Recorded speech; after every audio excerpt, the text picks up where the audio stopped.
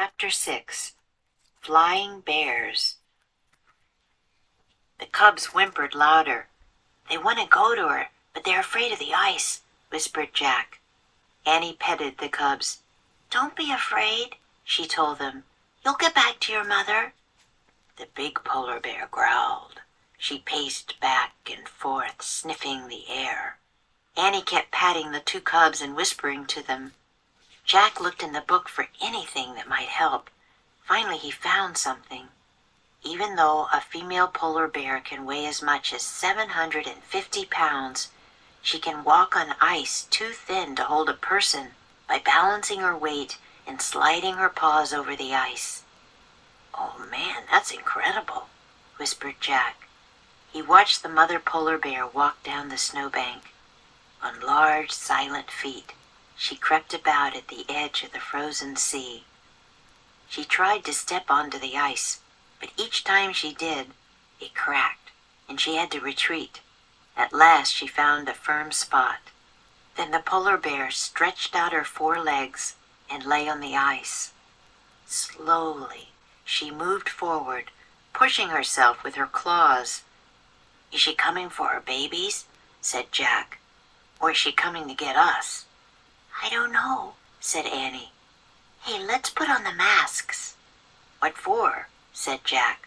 "Maybe they'll protect us," said Annie. "Maybe she'll think we're polar bears too." "Oh, brother," said Jack. But Annie gave him a bear mask. He took off his glasses and slipped it on. Jack peered through the mask holes. It was hard to see the huge white bear sliding over the frozen sea. He squinted. That helped. The polar bear looked at her cubs and let out a deep moan. The two little bears carefully went to their mother. She licked the cubs and touched her nose against each of theirs. Then they crawled onto her back. "They're safe now," said Jack. "Even if the mother breaks through the ice, she can swim with them to the shore." "Yeah, I just wish she wouldn't leave us behind," said Annie. The mother bear slowly turned her body around. Then she pushed off with her hind legs.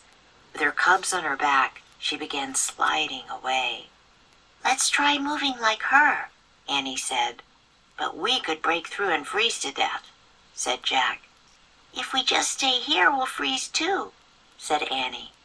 "Remember, the seal hunter said his people had learned from the polar bears." Jack took a deep breath. "Okay," he said, "let's try it." He lay on his stomach. He spread out his arms and legs. Then he copied the bear. He pressed his mittens against the ice and pushed off, sliding his feet. Amazingly, there was no cracking sound. "Grrr," he growled, and he pushed off again. Jack heard Annie sliding behind him. He kept going. He pushed and slid. He pushed again and slid again. He made the movements over and over until something happened.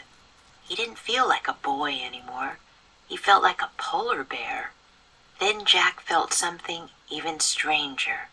He felt like a flying polar bear. Jack swirled along as if his arms and legs were giant wings, and the moonlit sea ice were a glassy sky. He remembered what the seal hunter had said. Polar bears can fly. Magic Treehouse Book 12 Lions at Lunchtime Chapter 6.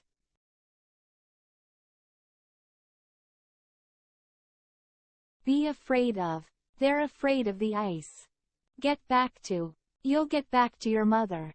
As much as. Even though a female polar bear can weigh as much as 750 pounds. Stretch out. Then the polar bear stretched out her four legs and lay on the ice. Slip something on. He took off his glasses and slipped it on. Break through. Even if the mother breaks through the ice, she can swim with them to the shore. Spread out. He spread out his arms and legs. It's now or never.